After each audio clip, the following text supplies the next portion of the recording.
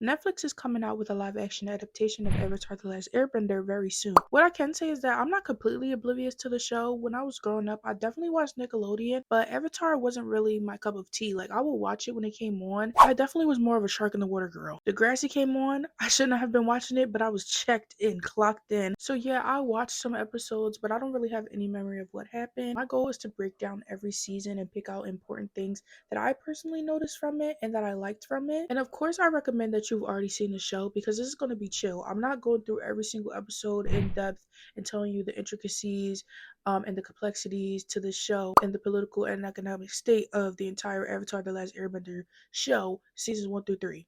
We're not doing that here, Pooks. I'm not going to sit here for an hour and tell you exactly what happened when you could just tap in and watch the show. So without further ado, let's get into Avatar.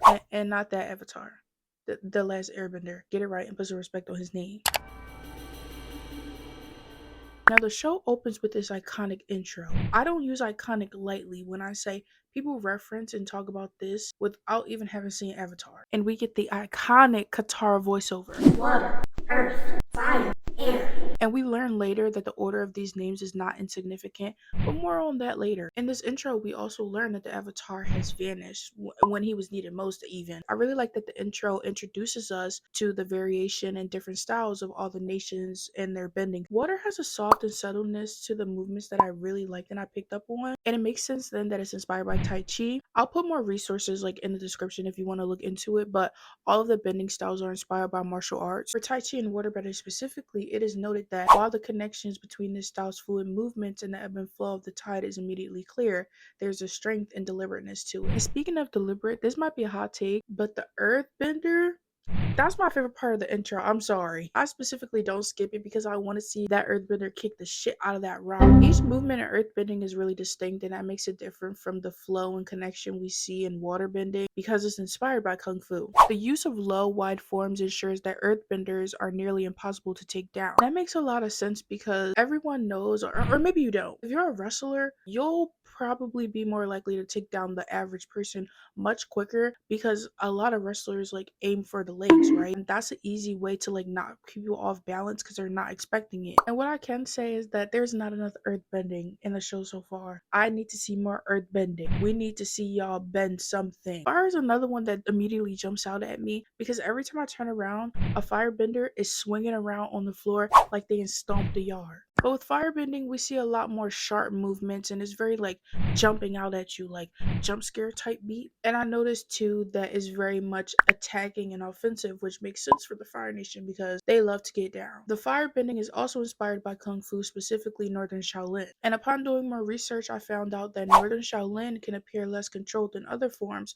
which primarily suits firebenders who rely on rage and hatred to fuel their flame. In contrast, though, actually learning to command the form takes time, skill, and dedication. And we know this to be true because oftentimes when we see a certain character get a little too hype and overzealous and attack people without using those basic forms, he gets clocked. And the final form of bending we're introduced to is air. Now, of course, air bending is very reminiscent of airflow, but more specifically to me, it's like what it would be like to mold air in your hand. The airbending style is known for emphasizing flexibility and attack and defense, as well as agility and constant repositioning to gain the upper hand. These quick, unpredictable movements mean they can switch from evasion and blocking to attacking almost seamlessly, all while confusing opponents. And that is very true because every time we see a certain someone using airbending, they're just bouncing around the room like this is a racquetball. Now, I think that's what it's called in the room with the clear glass, where they try not to take each other's eye out. I think it's called racquetball,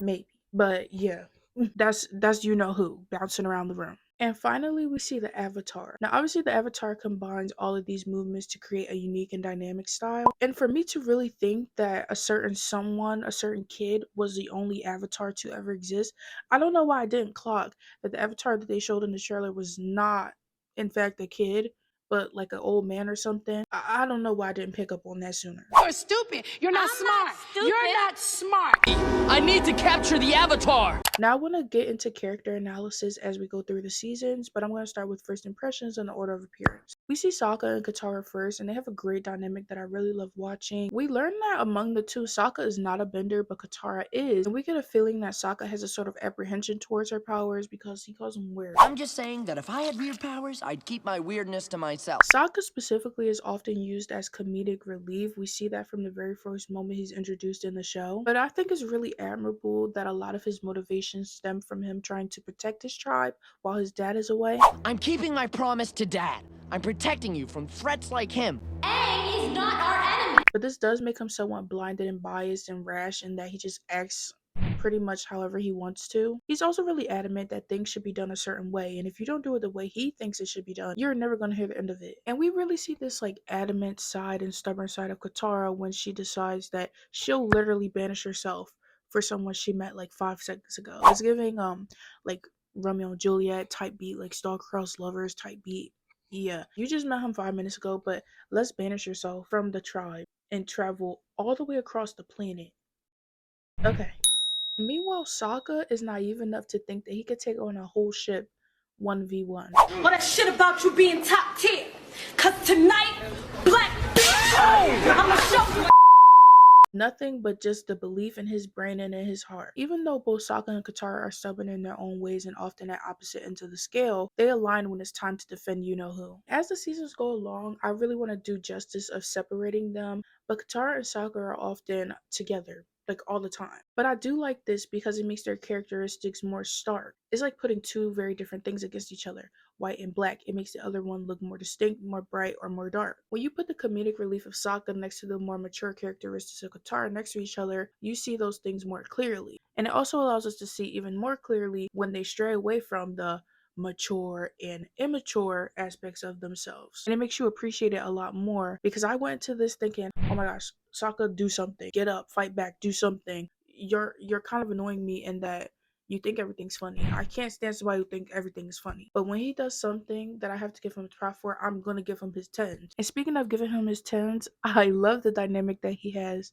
with Zuko. In his first appearance, Sokka is adamant that he'll take down Zuko, again with that belief in his heart and his brain, with no bending abilities, but just the will of that damn boomerang. And if anyone is stubborn, rash, and arrogant, it's Zuko, okay? We see this both directly and indirectly, like when Zuko stays up as everyone else goes to bed. But we also know because Zuko mentions that this is not a new thing. The hunting of the Avatar is not new, okay? And even though he's so annoying, I have to give Zuko his props because we meet Uncle Iroh in the process, the GOAT. Zuko and Uncle Iroh have a really good dynamic that I also love to see on screen together. Iroh definitely balances him out and he gives him that wisdom that he needs along the way. There's one point where Zuko is demanding to learn like the advanced set. Teach me the next set. I'm more than ready. No, you're impatient. And, Uncle Iroh has to bring him down a couple notches. Because you need to learn the basics, Pookie. You need to remember your basics first before you get ate up in every single fight. Remember that. And he was getting ate up because he was meeting his match every single time in the Avatar, Aang, the last airbender. So important things to note about Aang, the Avatar, the last airbender. His first line is, I need to ask you something. Wait, let me do it. I need to ask you something. Please come closer. Will you go penguin sledding with me?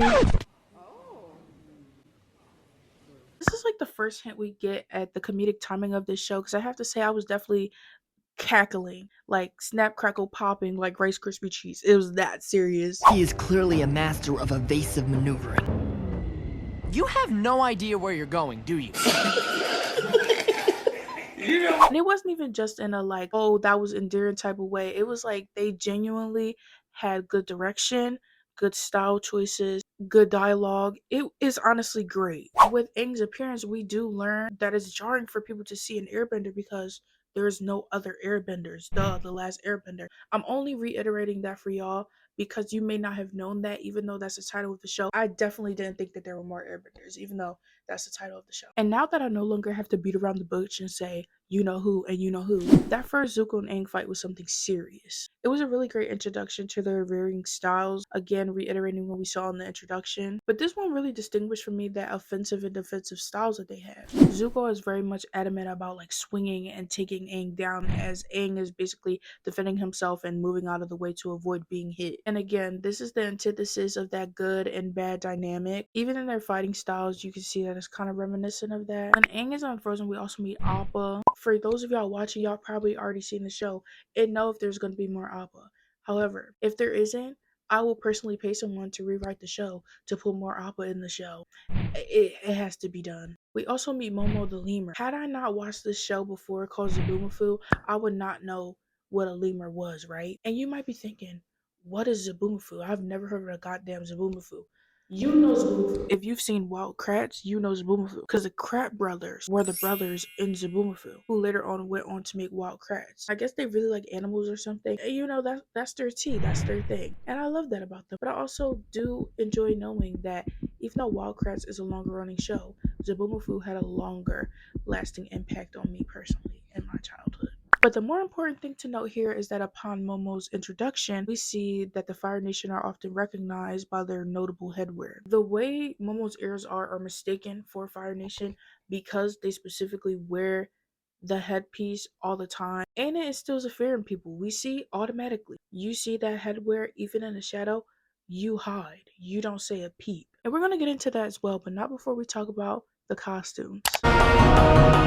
For those of you who may not know, I have a huge appreciation for costume design and styling in movies because I feel like it's a tool that can really add to the feel of a piece of media. When this falls to the wayside, I feel like I'm not really as immersed as I could be in a movie or show or video game because it's like, why didn't you take the extra time to style them in a way that works with their character, works with their climate, works with their personality, blah, blah, blah. So I really have to give Avatar their 10s because not only do they have signature styles and colors, they also have different variations of their outfit. Speaking of starting with the water tribe who served it up and down and left and right, it's not only nice to look at on screen and visually stunning, but it's also practical for the characters. But upon first seeing the water tribe, it was not lost on me that it was very reminiscent of the Inuit people. And if you didn't know, the Inuit are characterized not only by attire but also geographical location. They're a group of culturally and linguistically unique indigenous communities of the Arctic and subarctic regions whose homelands encompass Greenland, Arctic Canada,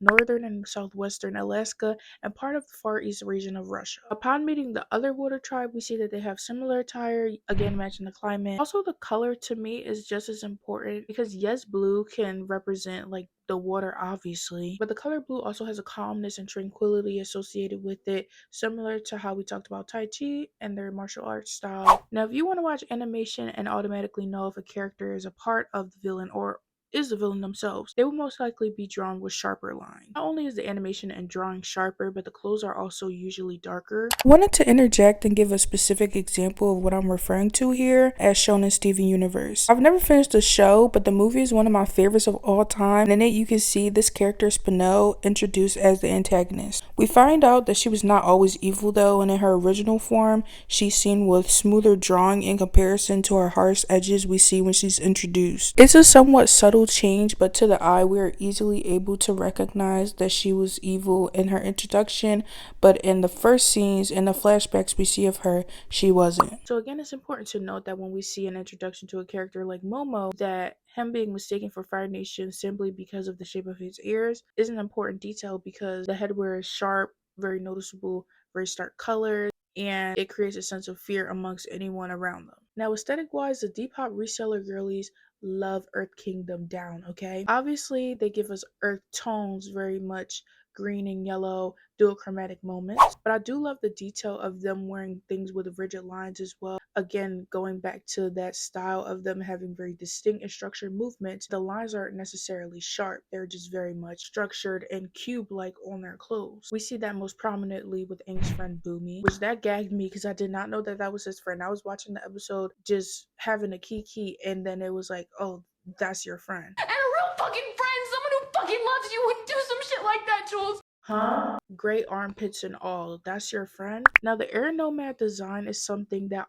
also jumps out at me. The first thing I get when I look at an airbender is sky and sun. With the arrow, with the arrow being blue, again, is giving me sky vibes. But then they're wearing oranges and yellows, often giving sun, sunrise. You know, they're flying Icarus type beat. But not only that, they wear very flowy and breathable materials that works well with their style of, you know, using the air, flying around, and even spinning around on the ground. And I love that of all the tribes and of all the nations, the airbenders usually are seen with capes because it works really well and makes that movement really dynamic and really pleasing to see on screen. And I implore of y'all to put that Aang costume to rest, because I was looking up example pictures to put in my notes so I could explain the airbenders outfits, and I found this again. This is where I'm starting to get aggravated. Now, as much as I would love to sit here and tell you something good and positive about every single episode, I had to pull out significant arcs and some of my favorite things that happened across the first season or book, before y'all clock me, of Avatar: The Last Airbender. And before I jump into it, I found out that there was an unaired pilot where Katara had a different name, Kaya. Or Kia Soul, whatever you want to pick, whatever. Her name wasn't Katara though. Kaya, we don't have time for this. What I can say though is that this show has some of the best 2 opening episodes that I've seen of any show, period. And not just kids show, not just animation, not just anime, of any show, period. It has great world building, it gets you invested, it introduces you to the characters really well, and you don't feel overwhelmed. Even though the episodes are short, it packs a punch, but it doesn't leave you feeling overwhelmed. And each episode have their own small arcs that support the overarching themes of the show. It's not lost on me that Avatar has heavy themes of like colonialism, imperialism, etc. And we see that as the season goes along. Now, jumping ahead to episode 4, we see for the first time Aang dealing with this newfound popularity of being the Avatar. Being in the presence of so many locals is really hard for Aang to adjust, but alongside Aang, we learn more about Avatar, specifically this one Kyoshi. We also see Sokka bonding with Suki, who was serving it up, and I'm gonna need a masterclass from Suki. I'm gonna need her makeup tutorials posted somewhere fully in depth with all the details linked in the description, because you served it up here. You really did. Sokka's face card was not declining. Like, he could go buy out an entire restaurant with that face card after Suki beat him up. Yeah. At the time of filming this video, I had not yet seen the discourse about Sokka's arc and like being sexist and misogynist being removed from the show. I feel like they definitely should have left it in, because not only is it an important lesson to teach kids, I mean, that's like an important lesson that he personally learned, so I'm interested to see what they do instead. And I was begging for more Earth Kingdom content, and we got a little bit more in this episode here. So this Earth Kingdom is specifically on Kyoshi Island, named after the Avatar Kyoshi, whom we see a statue of. What jumped out to me though is the symbolism of Kyoshi's statue being on fire by the end of the episode. The Fire Nation attacks again, and Aang is left wondering how much destruction is going to follow him. He specifically says, "Look what I brought to this place." And because of this, he leaves immediately, but not ignoring the fact that there's still destruction in his path. So yes, it is specific to this episode that the Fire Nation attacked this one area, but overarching in the story, we see that the Fire Nation is conquering many places, there's destruction everywhere, and all in the name of trying to catch the Avatar and take over and have more land, basically for no reason, because like they said, everybody was living in peace until the Fire Nation attacked. So historically, the Fire Nation has caused harm, but Zuko is continuing this by pursuing Aang. And speaking of Fire Nation harm, we see in episode 6 that people are quite literally paying out of pocket to the Fire Nation. But not only this, the Fire Nation moves into places and uses their materials like coal for fuel on their ships. Fire Lord Ozai uses our town's coal mines to fuel his ships. And honestly, this is just nasty work, because not only did you move into their places, you used up their resources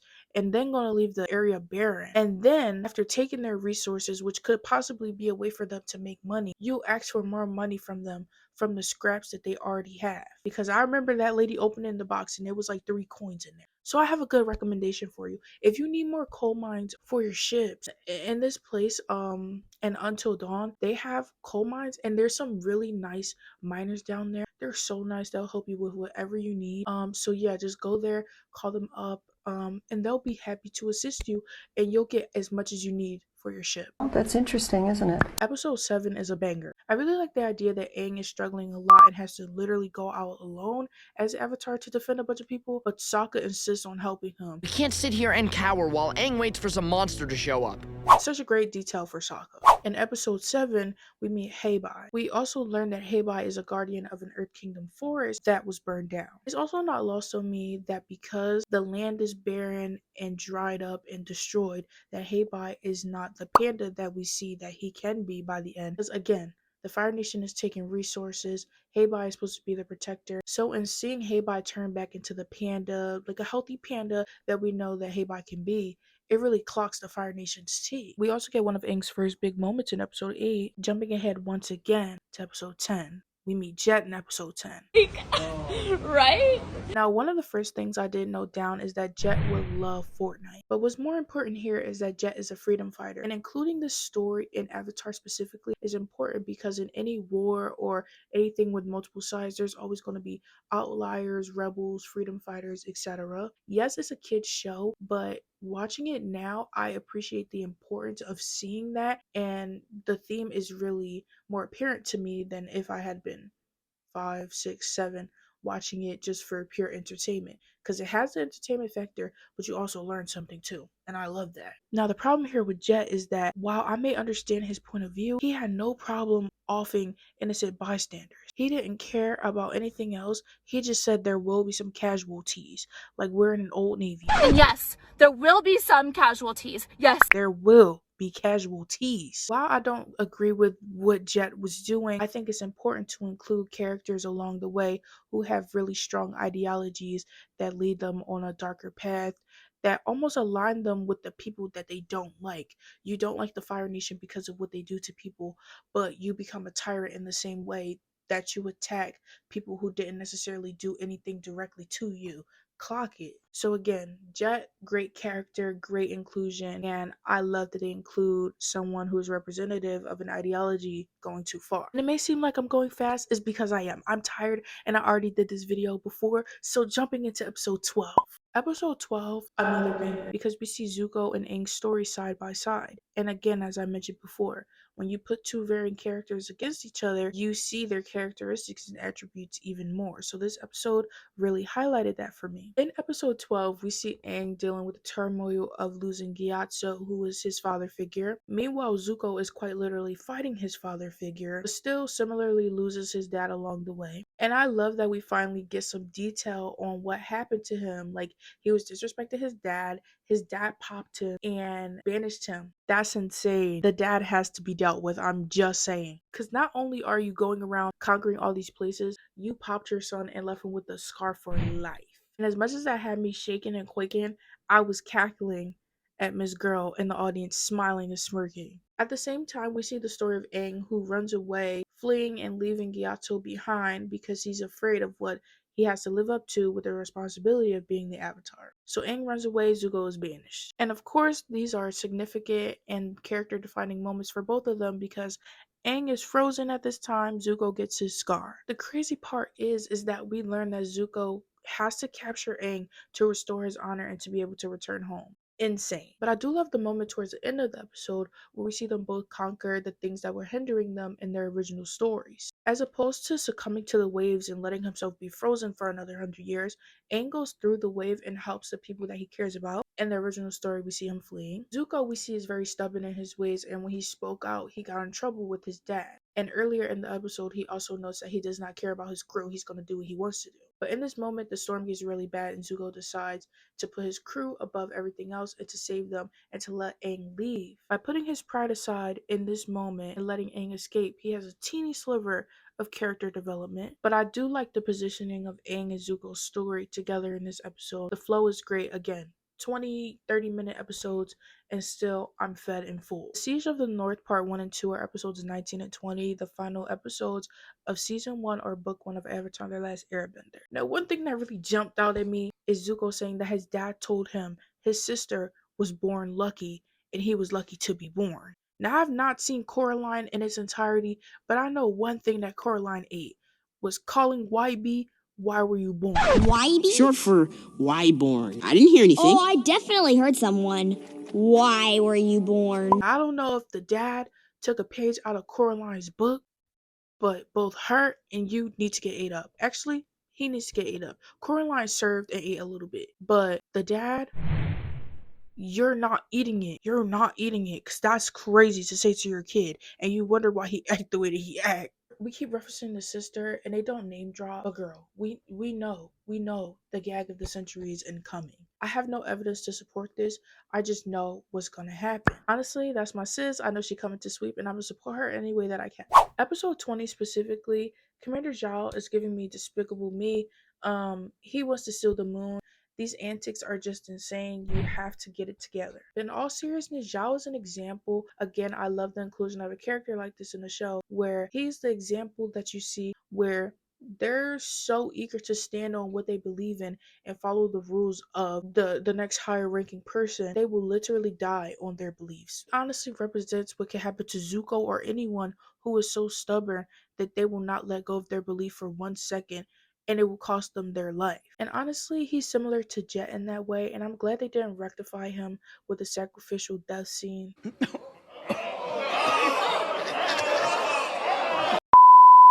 Princess Yue, she was eating. She got made fun of by the other people for being so pretty. They ran around calling her pretty face, yeah. And honestly, with Princess Yue, that's how you do a sacrificial death scene. And who else do you know who was literally born out of the moon? And also, when I was first watching it, I wasn't getting their powers come from the moon. What are you talking about? But then I thought about it and I was like, without the moon, there would be no tides. There would be no water. There would be no water benders. So Yue, you literally saved the world, and I have to give you a props for that. Everybody say woo, and we get to the end, and I just know the goat is coming. I can feel it in my bones. We hear Iroh is a traitor, and your brother Zuko is a failure. I have a task for you. What do you mean? What do you mean? Cut the lights, hit the curtains. No Rachel Berry on stage yelling, please, please, no. And they just cut the cameras right then and there, and they expect me not to gag. And if there's one thing I love, is an antagonist who stands on them being an antagonist. And I have a feeling Azula is going to give me that, and I have to sit by and wait with a smile on my face, just how she did. Hopefully y'all liked this video and enjoyed me just talking about the show. I like this style a bit more because I get to just rot in my bed and binge all day and just take notes and then present it to y'all in a way that allows me to just yap all day long, because I love yapping. But the plan is to watch season 2, give a similar video, watch season 3, give a similar video, and then possibly get into Legend of Korra, maybe watch the movie. We'll see, because we all know that I'm not on a schedule. Now, I can never tell you for certain when I'm going to post, but one thing I can say for certain is that I watched one of the best first seasons of a show that I've ever seen. No bars.